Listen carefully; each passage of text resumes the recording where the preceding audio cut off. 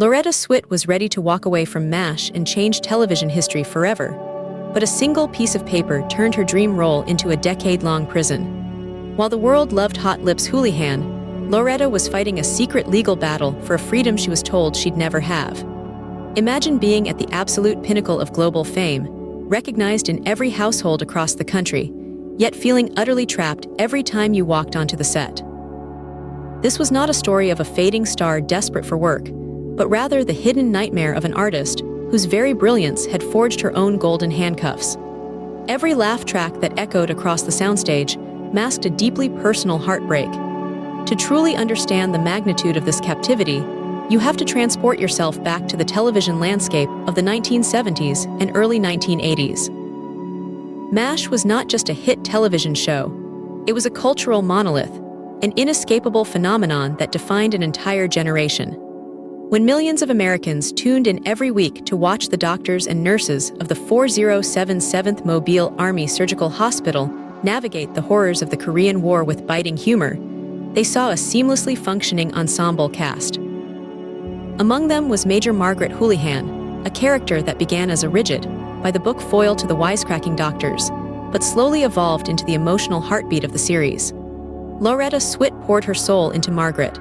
She fought tirelessly against the writers and producers to add layers of vulnerability, intelligence, and genuine humanity to a character that could have easily remained a two-dimensional caricature.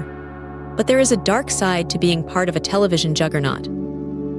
As the show marched onward through season after season, completely defying the typical lifespan of a sitcom, the actors found themselves bound by the very institution they had helped build. For Loretta Swit, the sheer longevity of MASH began to feel less like a triumph and more like a life sentence. She was maturing as an actress, her ambitions expanding far beyond the olive drab tents of the soundstage. She craved to tell different stories, to shatter the mold she had been poured into, and to prove she could carry an entirely new kind of narrative on her own shoulders. This burning desire for creative evolution finally manifested in a project that felt like destiny. In 1981, an opportunity came across Loretta's desk that was unlike anything else on television. It was a made-for-television movie called Cagney and Lacey. The script was groundbreaking. It featured two female police detectives working the gritty streets of New York City, not as glamorous sidekicks or romantic interests, but as flawed, complex, and fiercely capable professionals. Loretta was cast as Christine Cagney, the tough, street-smart, ambitious half of the duo. It was the role she had been waiting for her entire life. When the movie aired, the response was nothing short of explosive. Audiences were captivated by the raw authenticity of the characters and the dynamic chemistry on screen. It was a massive ratings smash, capturing a staggering 42% share of the viewing audience.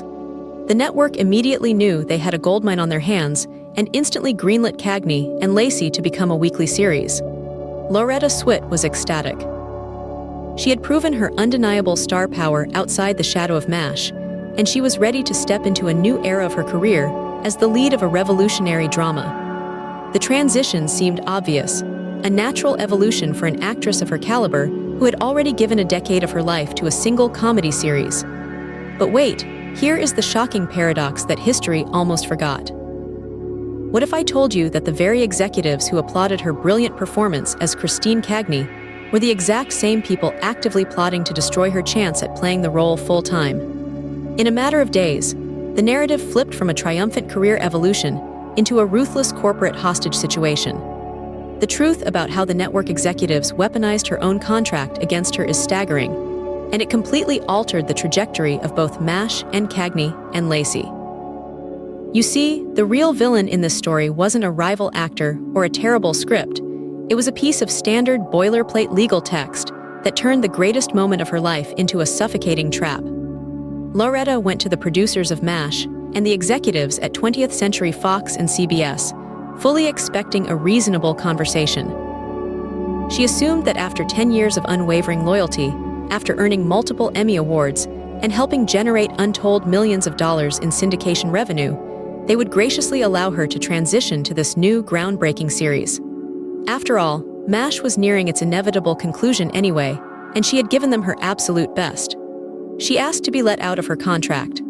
The response she received was a cold, absolute, and unforgiving no. The studio system in that era operated with an iron fist.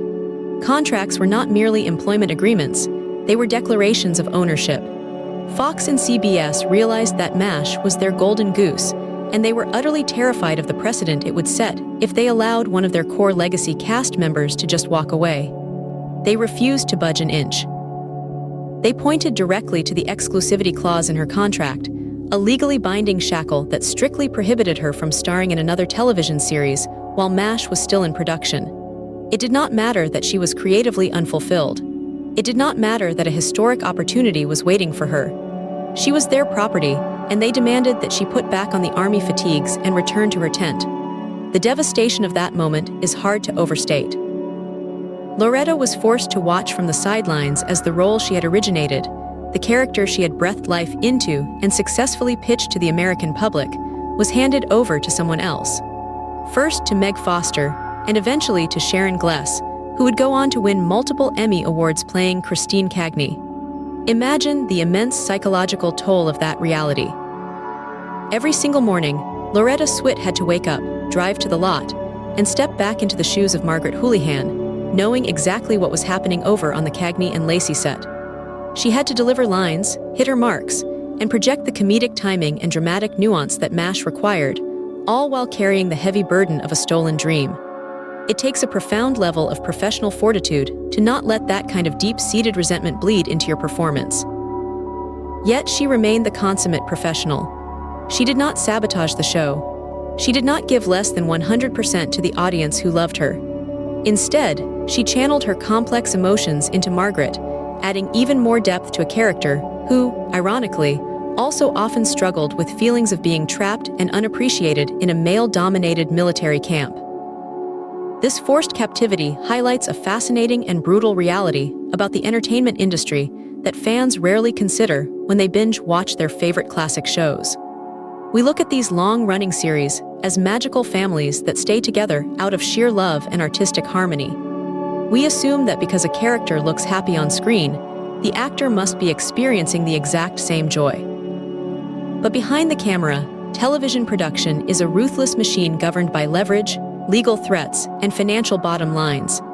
The network's primary objective is risk mitigation, not the personal fulfillment of its stars.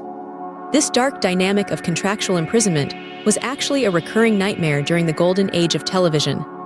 Loretta Swit was far from the only victim of the exclusivity clause trap. Just look at what happened to Pierce Brosnan during the exact same era. He was offered the life-changing role of James Bond, the absolute pinnacle of cinematic fame. He was ready to accept it, but NBC suddenly swooped in, aggressively renewed his television show Remington Steele at the 11th hour, and legally blocked him from taking the Bond role. He was forced to wait almost another decade before he finally got his chance to play the iconic spy. Or consider the heartbreaking case of Tom Selleck, who famously auditioned for and won the role of Indiana Jones in Raiders of the Lost Ark. The creators of his television series Magnum Pi flat out refused to release him from his contract, even for a brief window to shoot the film. Harrison Ford stepped in, became a global superstar, and Selleck was left wondering what might have been.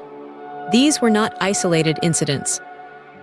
They were the standard operating procedure of an industry that viewed human talent as leased machinery. The studios wielded these contracts like weapons, ensuring that no matter how big an actor became, the corporation always held the ultimate trump card. For Loretta Swit, the bitter irony reached its peak in February of 1983. MASH finally aired its series finale, a cinematic television event titled Goodbye, Farewell, and Amen. It drew an astonishing 105 million viewers, cementing its place as the most watched television broadcast in American history. Loretta stood at the absolute zenith of pop culture history. Yet, one cannot help but wonder how that monumental night felt for her. She had survived the trenches of network television, but the cost was a phantom path of what could have been. The legacy of Hot Lips Houlihan is undeniably magnificent, but it was forged in the fires of a hidden, agonizing confinement.